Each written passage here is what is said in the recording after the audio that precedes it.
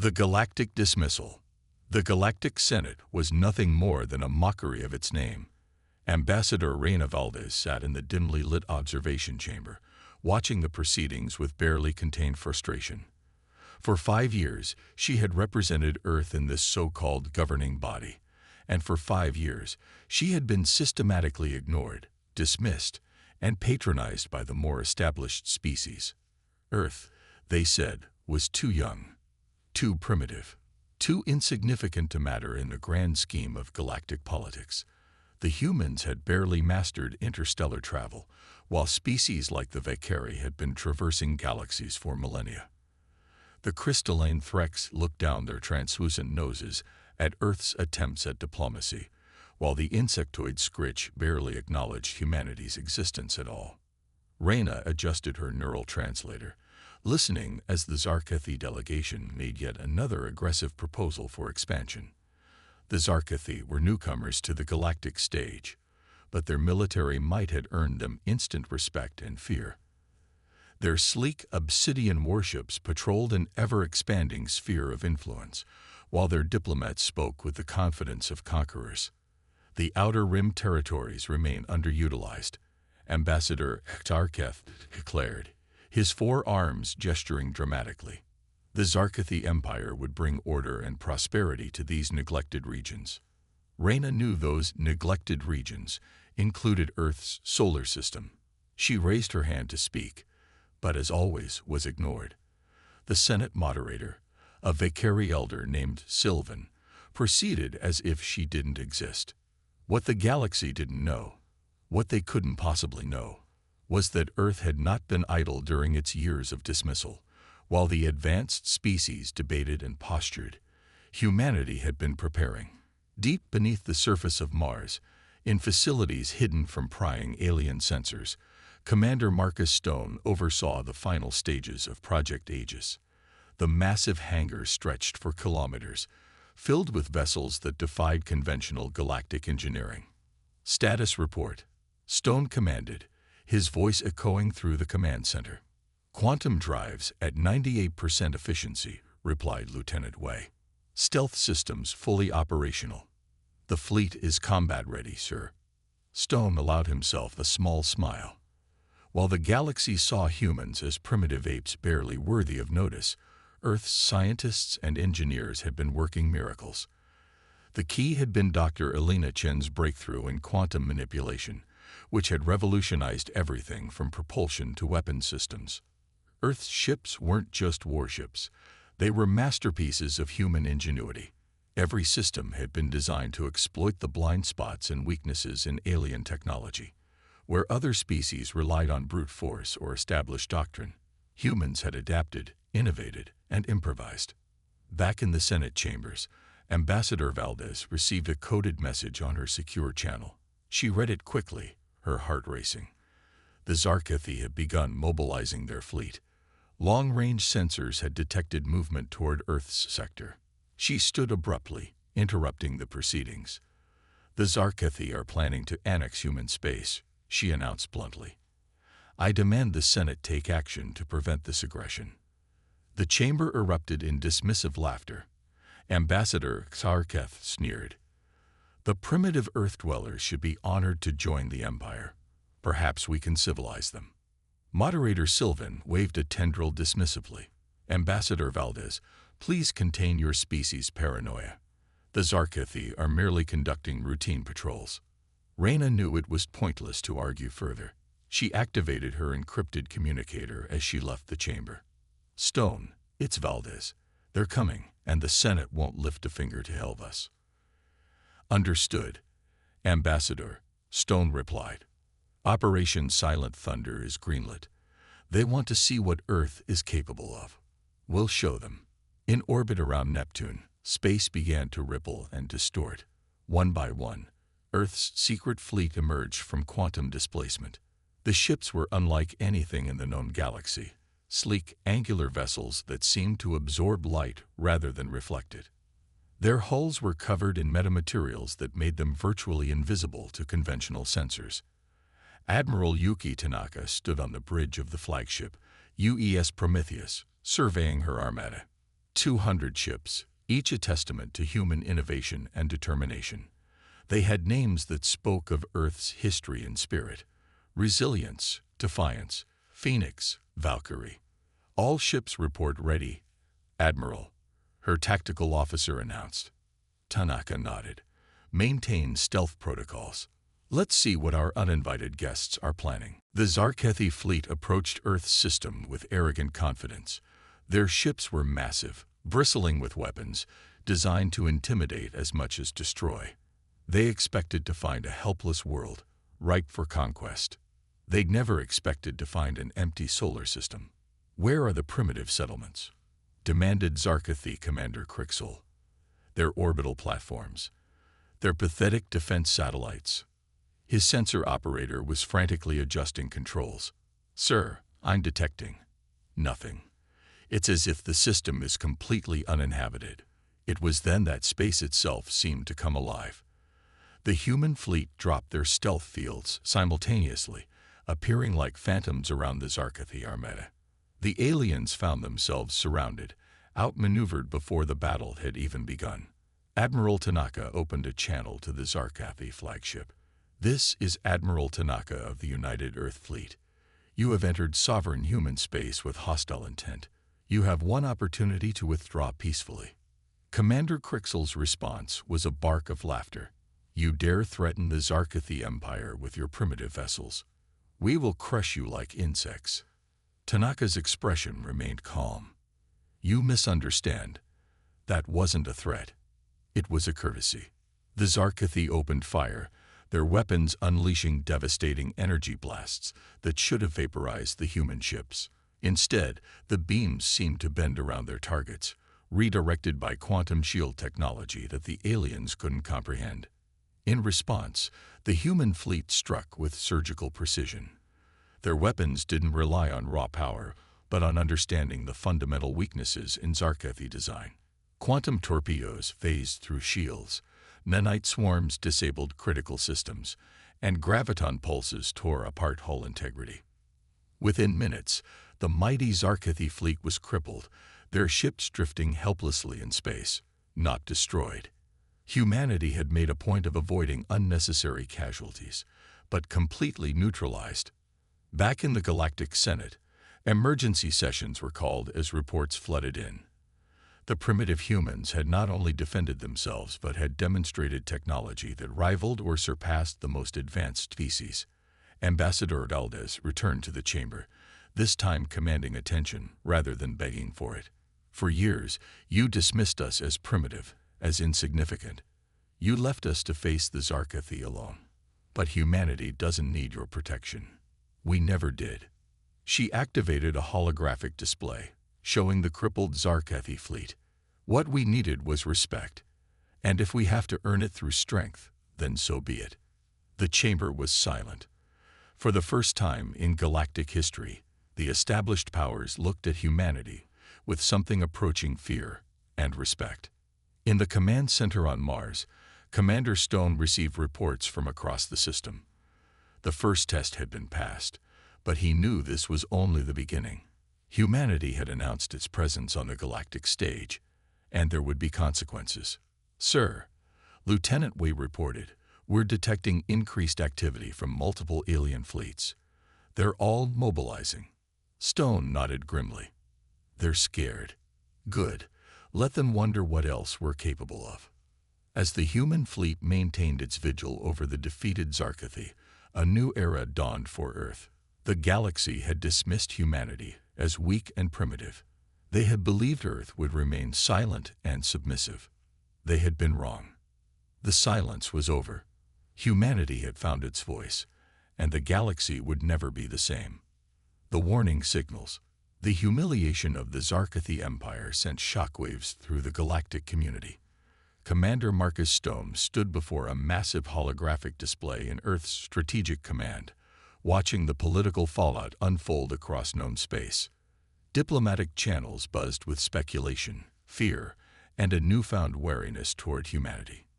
Sir, we're tracking increased surveillance activity from 12 different species, reported Lieutenant Rivera. They're trying to penetrate our sensor net. Stone's expression remained impassive. Let them try. Dr. Chen's quantum masking protocols will keep them guessing. Dr. Elena Chen, the architect of humanity's technological leap, entered the command center. Her normally calm demeanor showed signs of concern. Marcus, we need to talk. The quantum resonance patterns I've been monitoring. They're changing. Explain, Stone said, turning his full attention to the scientist. The Zarkathi weren't just arrogant conquerors. They were probing us, testing our defenses. And now, she manipulated the holographic display, showing complex energy signatures. I'm detecting coordinated quantum tunneling attempts from at least 3 different galactic powers. They're trying to reverse engineer our technology. Stone's jaw tightened. Can they succeed? Chen shook her head. Not with their current understanding of quantum mechanics, but they're learning faster than we anticipated. We may have shown too much of our hand. Meanwhile, aboard the UES Vigilance, Commander Liam O'Connor led a deep space reconnaissance mission beyond the Kuiper Belt.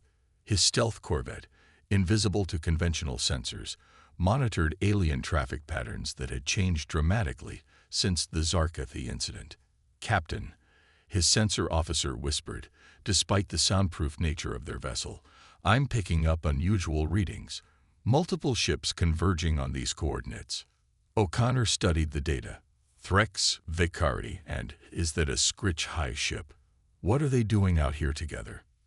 The answer became clear as the alien vessels formed a loose formation and began scanning empty space.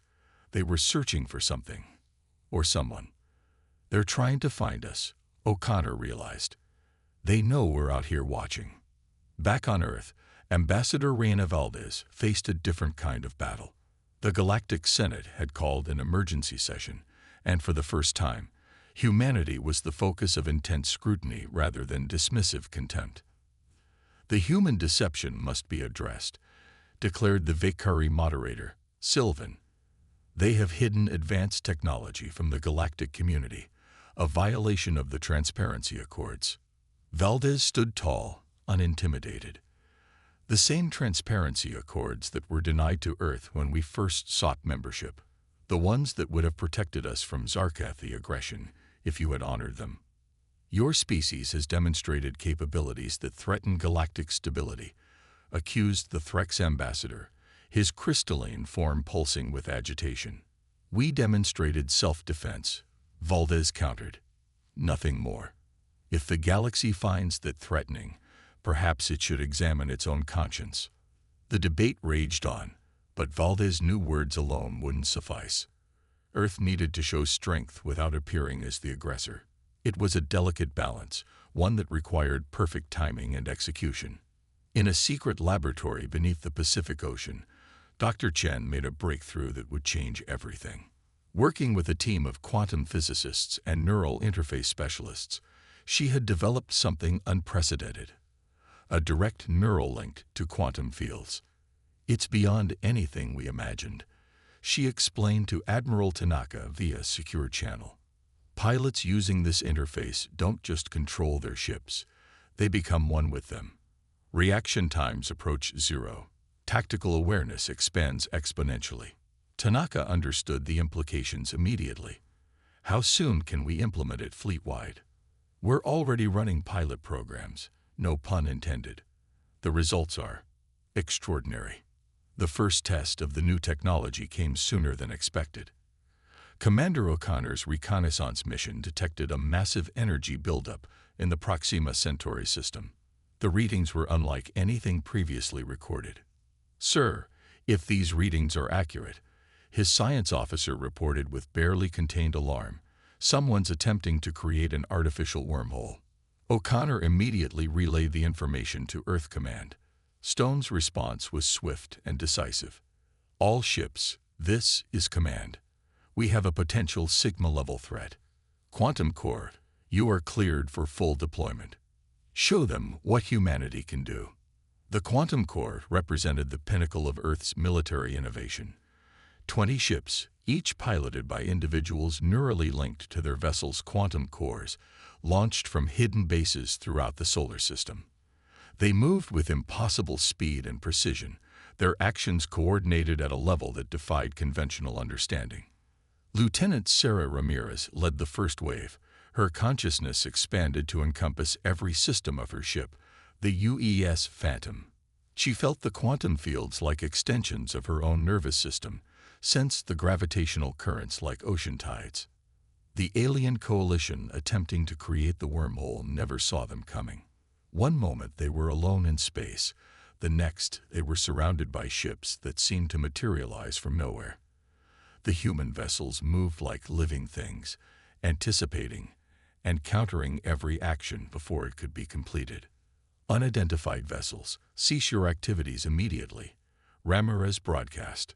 You are conducting unauthorized experiments that pose an existential threat to nearby systems. The response came from a Vicari science vessel. By whose authority do you? Ramirez didn't wait for them to finish. With a thought, she triggered a quantum disruption pulse that destabilized the forming wormhole. The alien ships found their systems mysteriously malfunctioning, their experiment collapsing harmlessly. By the authority of those who actually understand what you're attempting, she replied. Your calculations were flawed. That wormhole would have created a cascade failure across 3 star systems. The incident sent a clear message. Humanity wasn't just defending itself anymore. Earth had appointed itself guardian of galactic safety, whether the established powers liked it or not. In the Senate chambers, Ambassador Valdez presented evidence of the prevented catastrophe. You questioned our capabilities, our motives. Yet it was human intervention that prevented a disaster of unprecedented scale. The alien delegates exchanged uneasy glances. Humanity wasn't playing by the established rules. They weren't seeking permission or approval. They were acting decisively and effectively, in ways that the older species couldn't match or counter. Perhaps, Moderator Sylvan said slowly, we have misjudged your species. Your methods are unorthodox, but your results speak for themselves. Valdez allowed herself a small smile. We've been trying to tell you that for years. Humanity doesn't seek conflict, but we won't shy away from it either. We protect our own. And if necessary, we'll protect others too. As the session concluded, Valdez received an encrypted message from Admiral Tanaka. The Zarkathi were mobilizing again, this time with allies. The real test was coming. In deep space, the Quantum Corps continued their patrols, their enhanced pilots pushing the boundaries of what was possible. They were no longer just soldiers. They were something new, something that made the rest of the galaxy nervous. Commander Stone studied the latest intelligence reports with growing concern. Multiple species were forming alliances, not to attack Earth directly, but to contain what they saw as a potential threat. The Zarkathi defeat had been a wake-up call, and now the galaxy was responding. They're afraid of us, Dr. Chen observed, joining him in the command center. Good, Stone replied. Fear breeds caution, but we need to be ready for when caution turns to desperation. The quantum sensors detected it first. A massive surge of coordinated energy signatures from multiple directions. The galaxy's established powers had decided to test humanity's limits. Stone activated the fleet-wide alert. All ships, all personnel. This is not a drill. Multiple hostile fleets inbound. They want to see what we're made of. Let's show them why you don't corner humanity. As Earth's forces mobilized, the true scope of human preparation became clear. Hidden bases activated across the solar system. Ships emerged from quantum displacement, and defensive platforms powered up. Humanity had been building not just a fleet, but a fortress. The galaxy had sent its warning signals. Now it was time for humanity to send one of its own. The storm was coming, and Earth stood ready to meet it head-on. The Hidden Armada.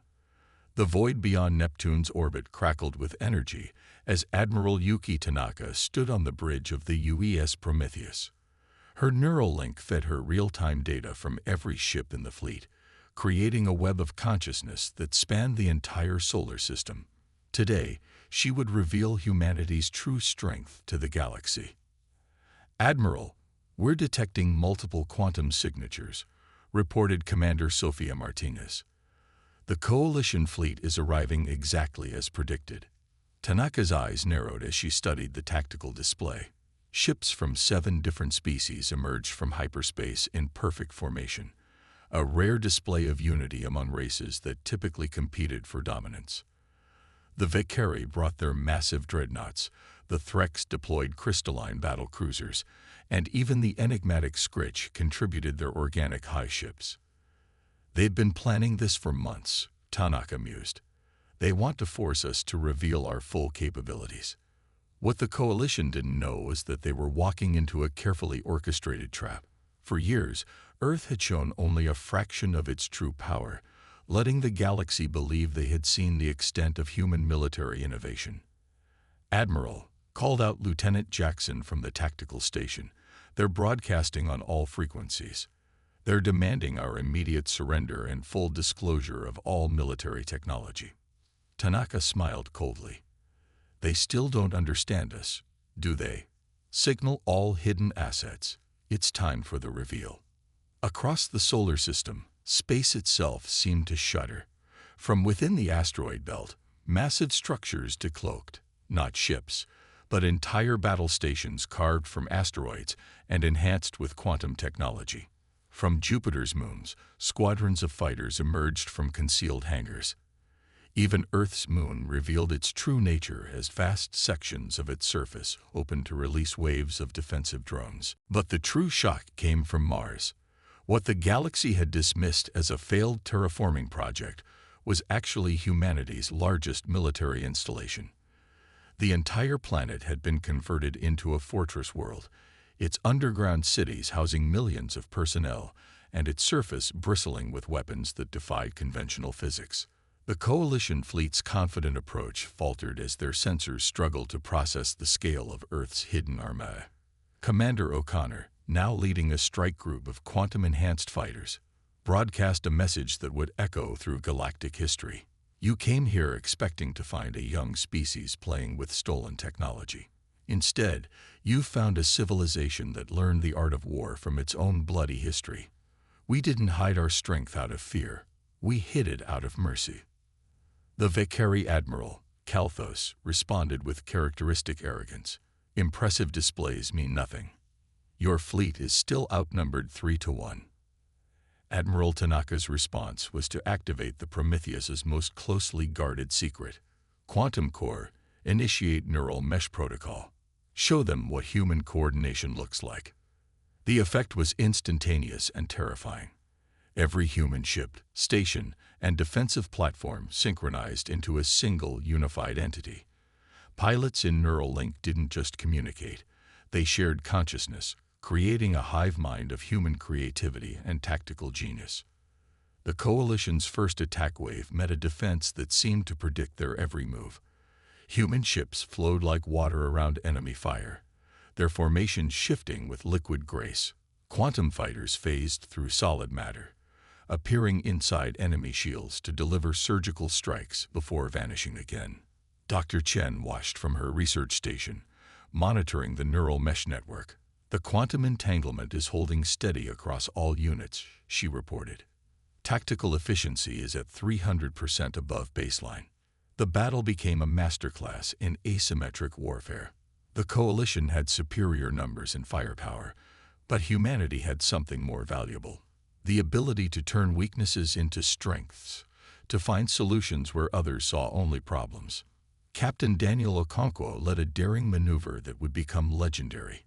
His destroyer group, seemingly retreating from a Threx battle line, suddenly reversed course and flew directly into the enemy formation. Instead of attacking, they activated experimental gravity manipulators that turned the Threx ship's own mass against them, causing catastrophic structural failures without firing a shot. "This is impossible," screamed the Scritch Hive commander. "No species can coordinate at this level." But humanity could. The neural mesh allowed them to fight as one organism while retaining individual creativity. It was the perfect fusion of collective action and personal initiative, something the rigidly hierarchical alien militaries couldn't comprehend. As the battle progressed, the Coalition's unity began to fracture. Each species had its own agenda, its own priorities. Without true trust between them, their coordination faltered. The human forces exploited every crack in their alliance, turning their diversity from a strength into a weakness. Admiral Tanaka identified the moment when the tide truly turned. All ships, execute Prometheus Protocol. Let's end this. Hidden within the quantum cores of every human vessel was a final surprise. On Tanaka's command, the entire fleet generated a synchronized quantum field that fundamentally altered local spacetime. The coalition ships found themselves trapped in bubbles of distorted reality, where their weapons were useless and their engines powerless. "We could destroy you all right now," Tanaka broadcast to the helpless alien fleet. "But that's not who we are. Humanity extends one final offer: withdraw peacefully, and we'll release you unharmed. Continue this aggression, and we'll show you capabilities you haven't even imagined yet." The silence that followed spoke volumes. One by one, the coalition commanders signaled their surrender. They had come to humble Earth, to force humanity back into its proper place in the galactic hierarchy. Instead, they had discovered a species that had mastered not just technology, but the art of war itself. As the alien ships limped away from the solar system, Ambassador Valdez addressed an emergency session of the Galactic Senate. The chamber, once filled with dismissive laughter at human concerns, now listened in rapt attention. "You forced this confrontation," she said simply. "You united against us because you feared what we might become. In doing so, you forced us to become exactly what you feared." The Vekari moderator Sylvan spoke with newfound respect. "What do you want, Ambassador? What are humanity's intentions?" Valdez smiled. "We want what we've always wanted, to be treated as equals, to explore and grow in peace. But make no mistake, we will defend ourselves, and, if necessary, we will defend others from aggression." Back in Earth's command center, Admiral Tanaka deactivated the neural mesh and felt the singular focus of battle consciousness fade back into individuality. Around her, officers and crew celebrated a victory that had changed everything. Commander Stone approached with a concerned expression. "Admiral, we've shown too much. They'll never stop trying to acquire our technology now." Tanaka shook her head. "You're missing the point, Marcus. We didn't show them our technology. We showed them our spirit, the quantum cores, the neural mesh, the gravity manipulators. These are just tools. What truly frightens them is the human mind that created these tools." Dr. Chen joined them, holding a datapad with analysis from the battle. "The neural mesh performed beyond our wildest projections. We didn't just win a battle. We evolved." The pilots report experiencing something transcendent. "What happens now?" Stone asked. Tanaka looked out at the stars, where Earth's fleet maintained its vigilant watch. "Now we prepare for the next phase. The galaxy knows we can defend ourselves. Next, we show them we can lead." In the depths of space, humanity's hidden armada continued its patrol. The solar system had become an impregnable fortress. But more importantly, Earth had established itself as a power that couldn't be ignored or dismissed. The galaxy had learned a valuable lesson. Never underestimate humanity.